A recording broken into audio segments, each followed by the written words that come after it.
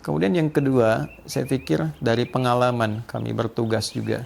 2010 tugas pertama saya sebagai tenaga musim haji tentu mengamati bukan hanya dari dekat tapi menjadi pelaku langsung yang berada di lapangan dan sangat mengetahui tentang hal-hal yang terkait dengan baik itu tempat tinggal di maktab-maktab, transportasi, catering dan sebagainya. Dan persoalan sampai kini kalau 2010 pertama saya bertugas, kemudian sekarang 2025, artinya kan 15 tahun dan masalah itu berkutat di titik-titik itu saja.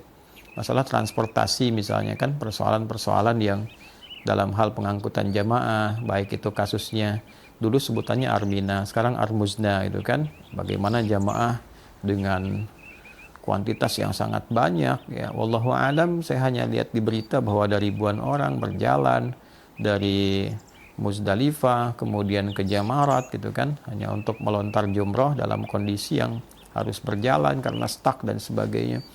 Lalu juga masalah-masalah lain terkait dengan kapasitas tenda, kemudian juga pemukiman dan sebagainya. Nah, usulan konkretnya adalah saya pikir dalam tim yang betul-betul solid, karena ini kan akan beralih sepengetahuan terbatas kami. Kalau keliru mohon dikoreksi, dari Kemenag kan ke BP Haji. Dan ini kan transisi akhir dari pengelolaan di Kemenag ini ke BP Haji. Nah, saya kira BP Haji ini perlu menyusun tim yang sangat kuat, yang bukan paham saja tentang sistem haji, tapi juga mengetahui karakteristik orang-orang Arab. Ini penting sekali, terutama orang-orang Arab di lingkungan ya pemerintahan yang sekarang dikelola oleh Kerajaan Saudi. Ya, kita kan melihat kulturnya beda-beda ya, antara Saudi misalnya walaupun sama-sama teluk dengan Qatar, dengan UAE, karakternya berbeda. Apalagi kalau kita lebarkan lagi ke Afrika Utara misalnya, itu kan, ke Mesir, ke Libya, itu karakternya beda-beda. Nah, bagaimana berinteraksi dengan mereka, membangun kemudian komunikasi diplomasinya seperti apa. Kadang-kadang ada banyak faktor yang sangat menentukan, termasuk juga hubungan pemerintahan. Ya, ini agak terlalu substansial apa yang saya sampaikan, mungkin di level berbeda yang harus saya utarakan.